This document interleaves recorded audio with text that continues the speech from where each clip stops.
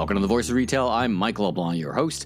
The Voice of Retail is produced in conjunction with Retail Council of Canada and is presented by Hale, a performance marketing partner trusted by brands like ASICS, Sage, and Orange Theory to scale with focus and impact. Rob, welcome back to the Voice of Retail podcast, my friend. How are you? It is so good to be back. It's so good to be talking to you. All is great. Thank you. Fantastic. Not your first time on the pod, your first time with a new organization, so we'll get into that a little bit. But for those, half dozen people who may not know you or know of you or know your story and know the great work you do, tell us a little bit about yourself and your background and what you do now for a living.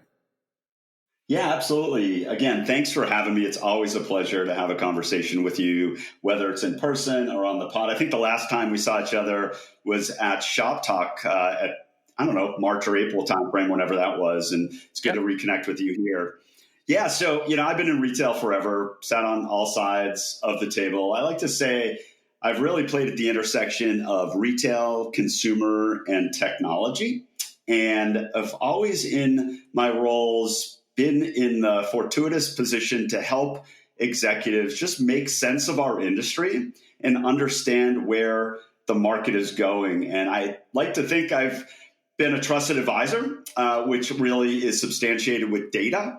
And that's what really brought me into Cordial, a high growth company in the marketing tech space. And we're just looking for that next phase of growth. So I'm heading strategy. So internally, thinking about where we want to go when we grow up and getting everybody excited and motivated and aligned to that. And then taking that externally to the market to work with our customers and prospective customers to really see, not just to get the features and function, but really be a trusted AI partner. Well, that's a busy intersection, the one you just outlined. It takes a lot of skill not to get run over in an intersection like that. So I think shout out to your careful navigation of that. Now, where I forgot to ask you, where am I finding you in the Boston area, your home office? I am in the Boston area today, in between a very heavy fall travel season, of course, as you know this as well as anyone, but here and looking to get back on the road next week. We have Cordial Connect, which is our road show, just to get out in the market, see people in person, and just more than anything, allow them and give them a platform to network. But yes, I am right outside Boston here in Massachusetts today. Fantastic. Now, where's Cordial? Is that local to that? Is it a virtual organization, or are they local to you, or where are they based? And where do they operate? Yeah. Scope and scale. Obviously, this is a Canadian podcast, so clearly you're operating up into the Great White North. I think I saw Tilly on your on the NASCAR slide of your client. Yeah. Have I got all that right? You got that all right. So we are technically based in San Diego. Our founders are from San Diego, but we're a virtual organization. If you want to come see us, we have a great spot downtown overlooking the water, but we are virtual. And so we do make as much time as possible getting to see each other, whether that's attached to an event or quarterly meetings. But it's fortunate to me because while San Diego sounds amazing, I have fairly deep roots here in the Boston area, so it allows me to get the best of both worlds. Fantastic. And it's not like you don't have within a car ride some amazing people to talk to in the Boston area. Lots of tech and lots of interesting stuff going on. All right, so let's talk about this new study of yours. It was really the catalyst that brought us. I'm thankful for you doing the study because it was a catalyst that brought us back together on the mic. I've missed talking to you. Let's see, where do we start? Let's start at the basics. So, talk about a bit of the tradecraft of the study. I think you talked to a bunch of customers and you cover a bunch of things. What was the objective of the study? And just chalk the field for us a little bit about how the study came together and what its purpose is before we get into the content. Yeah, based on just numerous conversations and what you see out there in the world. And I, as part of my role, run our ecosystem. So it's kind of broad brush, our customer advisory board, our strategic advisory board, and our partners as well. And just connecting the dots as I've done throughout my career, we saw that just brands after brands are battling for attention. There's just so much noise. I know I'm a sample size of one, which doesn't give you a lot of confidence in our study, but I'm at least a sample size of one. And I am just, as I'm sure you are as well, Michael, inundated with the noise from all different directions. And so really we want to figure out how can brands break through that noise, break through that clutter, especially as AI totally redefines and shrinks down the marketing funnel. So we took that thesis and we really wanted to understand what consumers were doing in their overall shopping experience, and then what retail marketers were doing to get their attention, but also hold their attention. And, you know, the short story of it is it's not about more noise and more messages. It's about more thoughtful and relevant engagement. Well, it's, how many minutes was it before AI cropped up into our conversation? And it's such a pivot or an intersection point, or maybe an inflection point, because AI can just drive bazillion messages. It doesn't mean that they're the right messages. Now, a question for you about the 1,000 people that you talked to. Did you talk to people on both sides of the border? Tell me a little bit about the composition of the folks you talked to. Yeah, it was North America for both retailers, retail marketers, that is, and consumers. So we have a nice real view of what's happening here on this side of the pond, and, you know, what has really been changing in the way they're engaging with brands. You know, I often say that Canadian and American consumers have way more in common than different. I mean, if we just think of the forces of technology, that the AI and many of the retailers are very much the same.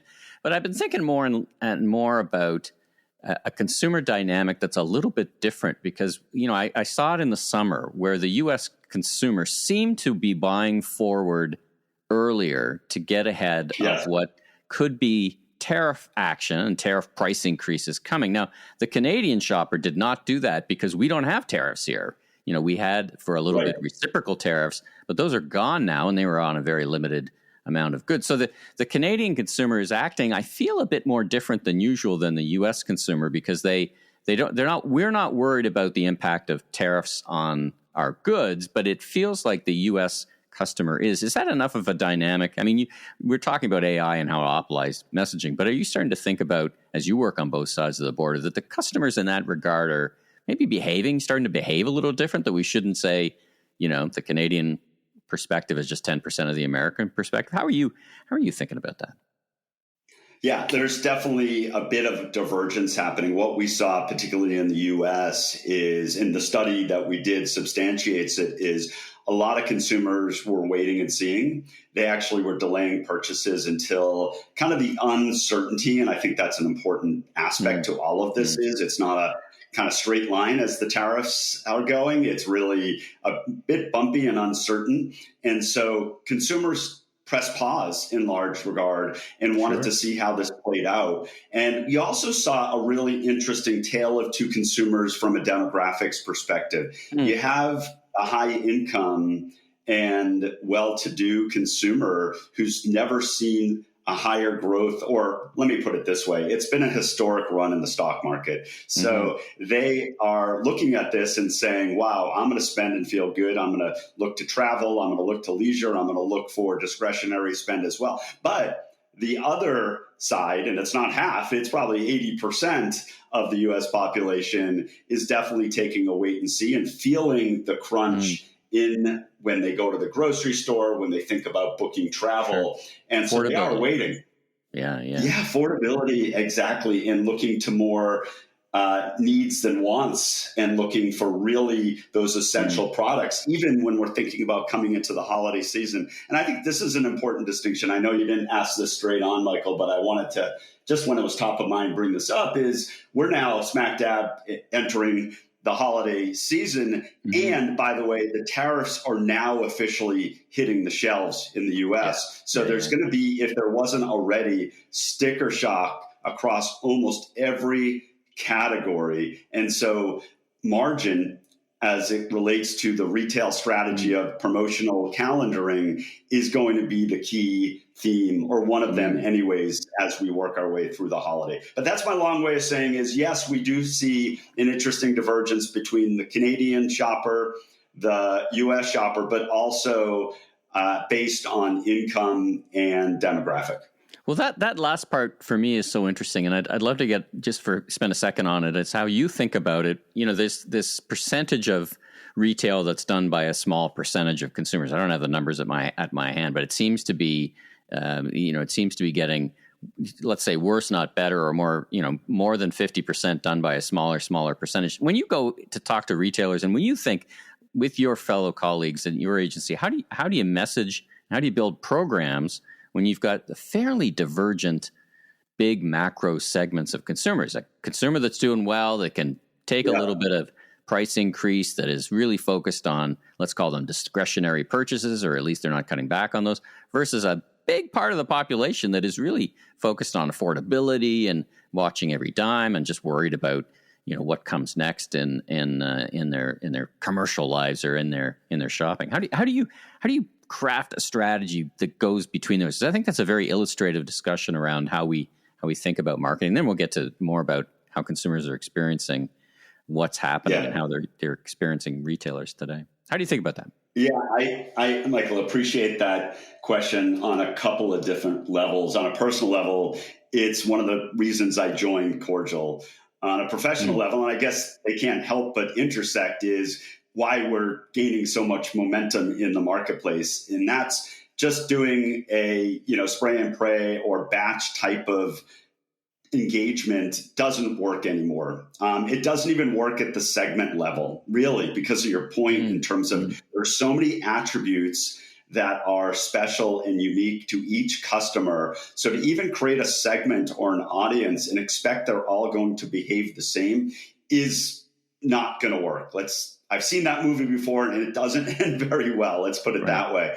And so one of the things that really attracted me to Cordial is, first of all, we are really understanding the consumer at the atom level, really down to not only what they bought, their preferences, their profile, but their intent. And that is a key word you're going to hear a lot, especially in this world of AI. Intent, which is made up of a couple of different criteria, including context, memory, preferences, and behavior. And that is saying what the customer is trying to accomplish in that moment through that channel.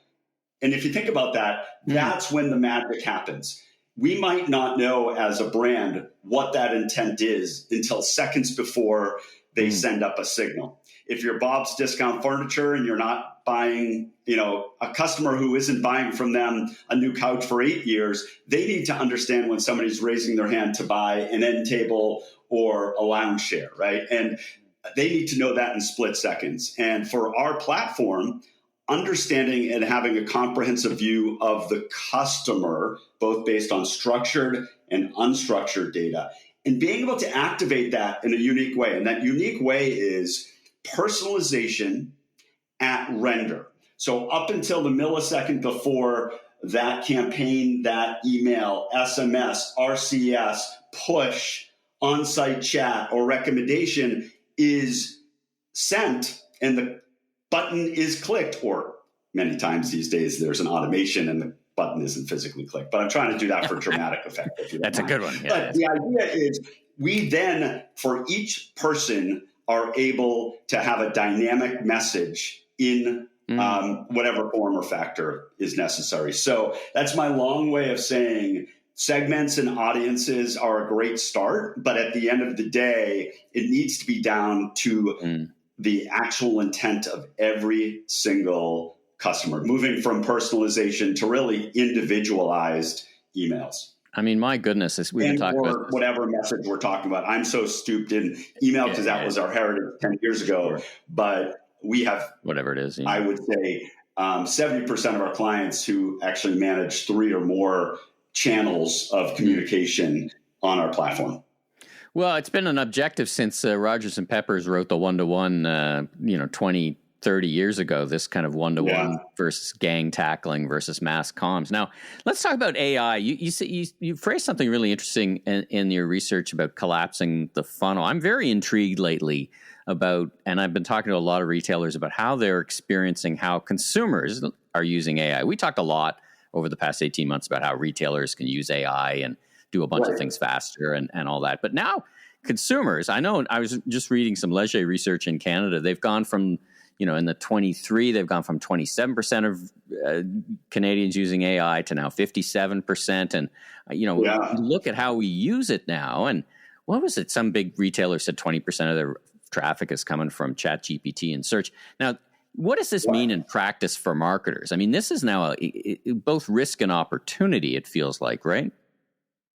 Yeah, absolutely. And so I'm just going to kind of step back for a minute and just talk about kind of where we've been to put it in context of where we're going. And we think about it from the consumer agent. We do spend a lot of time, as you referenced, Michael, on the marketer and the marketing agent to create some efficiency, operational dynamics, and ultimately be able to automate some of the personalization. But let's focus on the consumer, as you pointed out and you directed us to. So if you step back, I don't know, like 15, 20 years ago, it was discovery by channel. And digitally, that channel was a website. And the way we could engage was mainly through email, maybe affiliate marketing. But there are very few, I would say, when you talk about media mix, there wasn't a whole heck of a lot of mix, right? You want to drive people to the website. You fast forward, let's say 5-10 years ago, and I'll say it was discovery by journey. Consumers traversing 9 different touch points in any given shopping journey, both on property and off property, moving away from just pulling consumers to our property and as much about pushing the brand to wherever the consumers are. So you have, everything from Instacart to Instagram, you have Facebook, you have TikTok, you have WhatsApp, you have any other intermediary who is trying to create or is a platform that's trying to create a destination for eyeballs. And in doing that, more marketing and more commerce was embedded in that journey. And a lot of it was happening off of the retailer's platform. And that was a sign of what's to come, because you fast forward to where we are today, and it's discovery via AI. And what our research showed is that a third of consumers are now engaging with personal AI agents, whether that's ChatGPT, Gemini,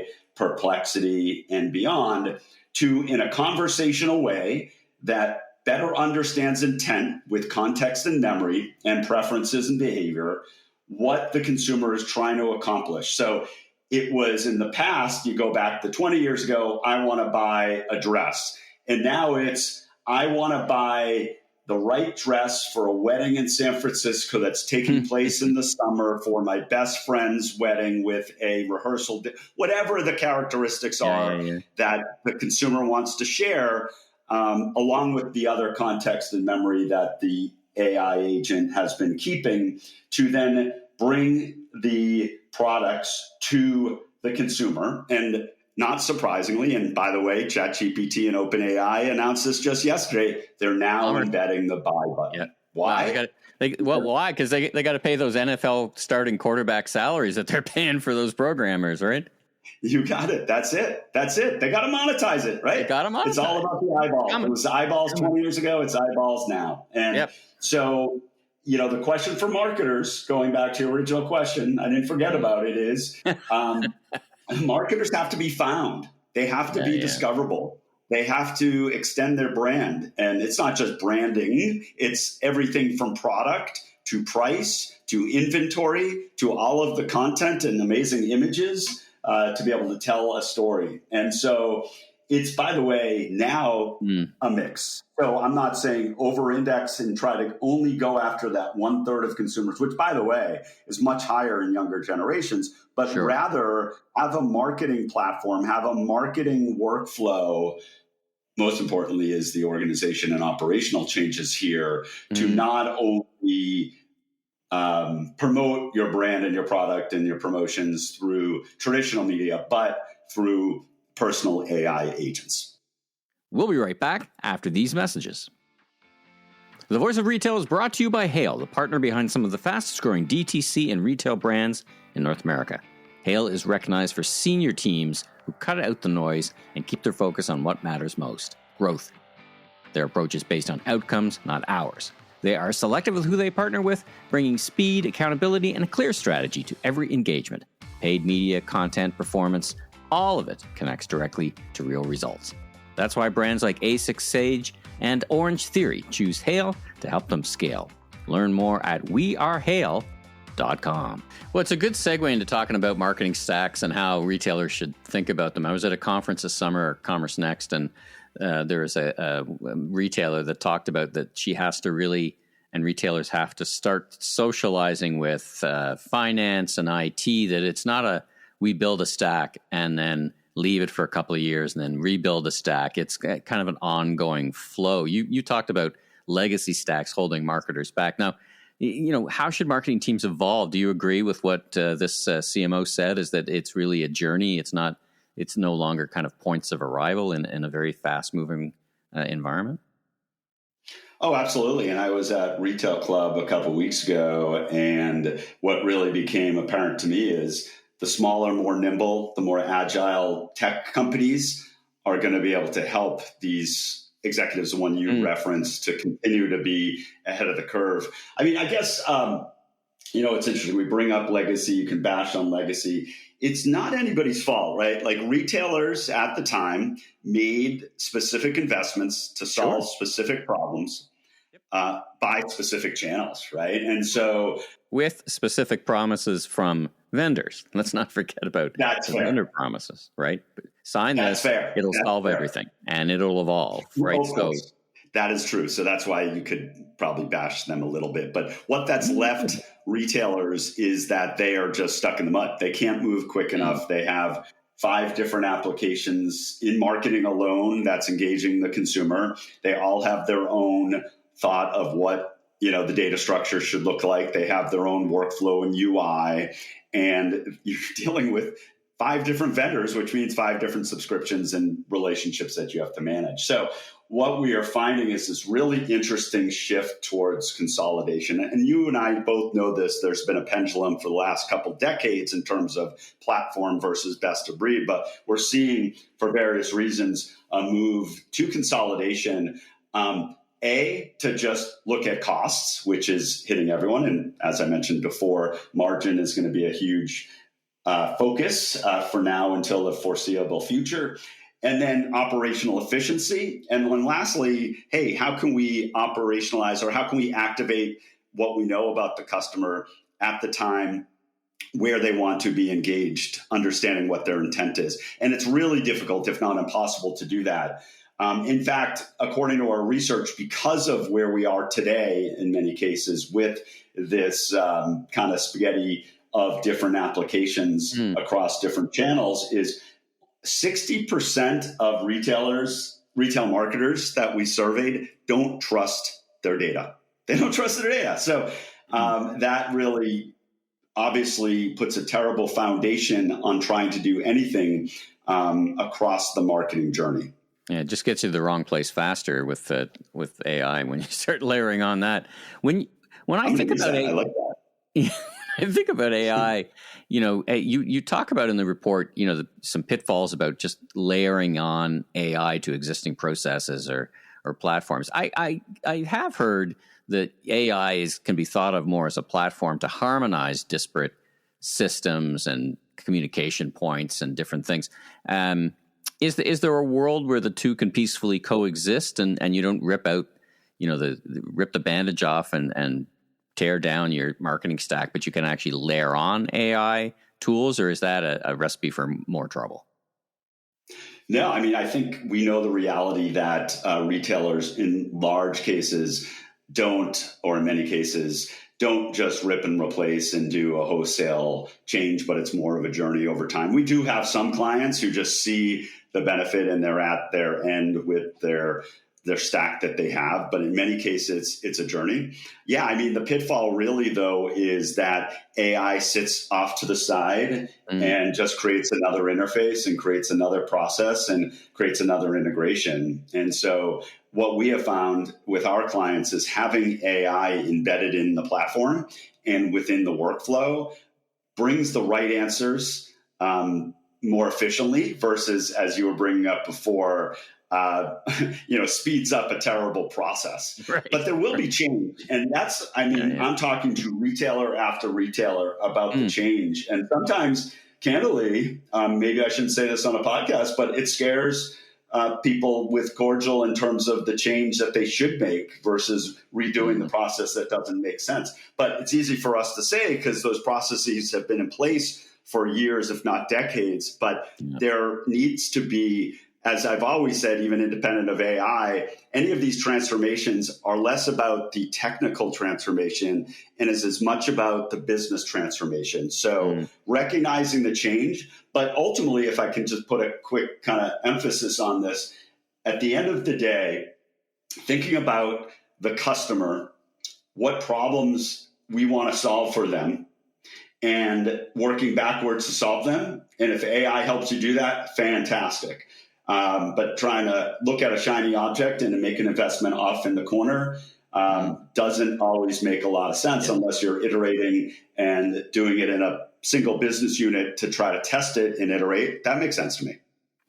Let's talk. Let's adjust the lens a little bit. I had this funny experience using an AI tool, and I was asking it to do a parsing, some data thing, and it kept asking me, kind of like a junior intern, kept asking me questions. It would never answer me, and eventually, after 10 prompts like that, it actually threw me a praying hands emoji and said, "I need to be straightforward with you." I'm like, "Oh my God, what is going on here?" It's like a junior intern. I screen grabbed it. It's just incredible, and it got me thinking about the way that it's interacting with me. Got me thinking about AI and brand storytelling and emotional connection. We're talking a lot about technology here today, but beyond and around that is hiring an amazing actress to do a campaign that still elevates the brand and allows you to do brand storytelling. I'm a big fan of Yeti, the way they tell brand storytelling. How do these things connect together with, what do you call it, AI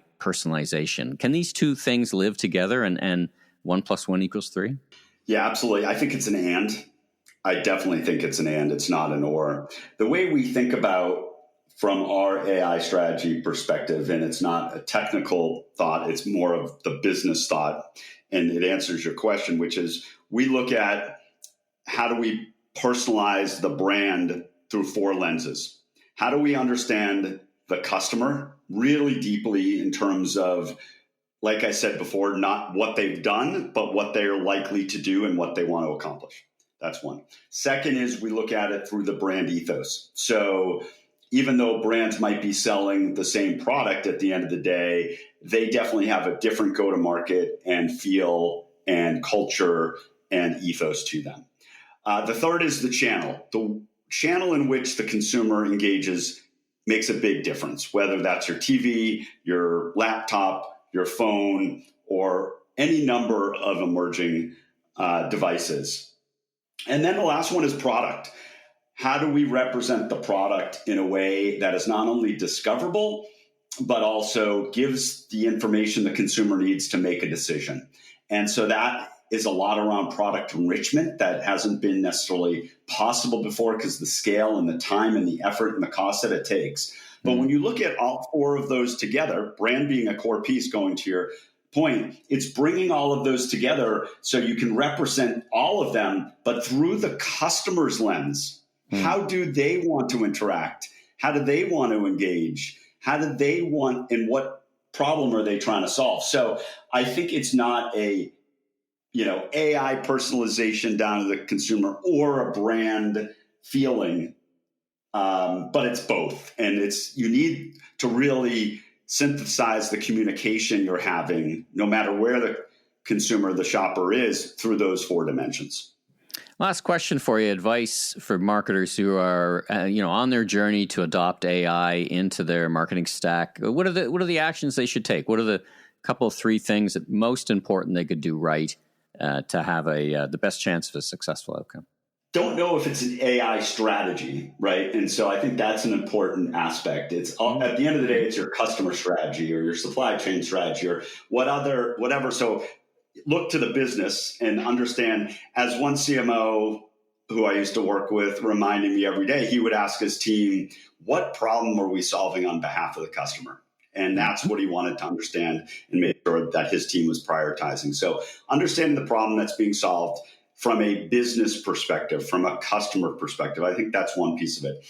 Second piece of it is get your data house in order. You can't have a house of cards because it will come crashing down. And so I'm not suggesting do like off to the side this big isolated data initiative, but what AI is prompting many retailers to do is reevaluate and understand where and how mature their data is in order to fuel the models that will fully suck all this data up to actually make good decisions. And then the last piece is, I would say, change management. So understand that, again, this isn't a technology initiative. This is a business initiative. And we need to make sure the organization is excited, educated, empowered, and aligned. And I lastly will say is, as part of the research, we asked across a model we created to better understand how mature retail marketers are in these aspects. And if it makes anybody feel any better, we're not as an industry that far along in the journey. So don't feel like, you definitely have to feel a sense of urgency and look to innovate, but don't go at a uncharacteristically or a too pushed pace. Understand and go at the speed of your organization because you want to get it right, but you also want to be able to iterate and understand what works and continue to address that.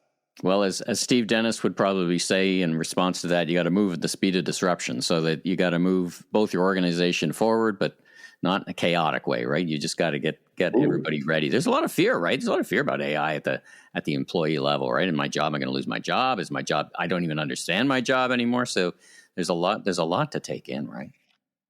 Yeah, absolutely. I mean, if AI is done right, it's actually digitize. It's really empowering the human, and it's humanizing the digital experience as well. And so at the end of the day, we're trying to create a customer experience, and customers have told us loud and clear they want an easy experience. So need to remove friction from discovery to purchase. They want a relevant experience. And in many cases, they want to see value. And so are we solving those problems?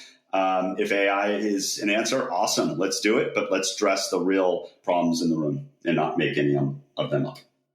How do folks get in touch with you to learn more, get a copy of the survey, learn more about Cordial, learn more about you, maybe tap into your wisdom? Well, where do they go?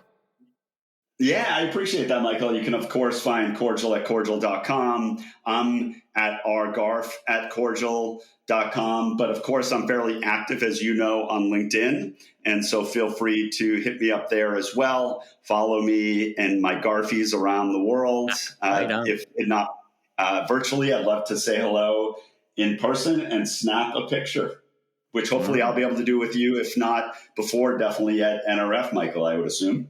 100% at NRF. That'll be my the next big show for sure. Listen, this has been such a treat getting you back on the mic. As I said, not the first time, not the third time, but every time I learn something talking to you, my friend. So congratulations on all your success, and I wish you continued success in the new phase of your journey. And thanks for joining me on the pod. Back at you. Thank you. Thanks for tuning into this episode of The Voice of Retail. If you haven't already, follow on your favorite podcast platform so new episodes will land automatically each week. And be sure and check out my other retail industry media properties, the Remarkable Retail Podcast with Steve Dennis and the Global E-Commerce Leaders Podcast. I'm your host, Michael LeBlanc, Senior Retail Advisor, Keynote Speaker. If you want more content or chat, follow me on LinkedIn. Safe travels, everyone.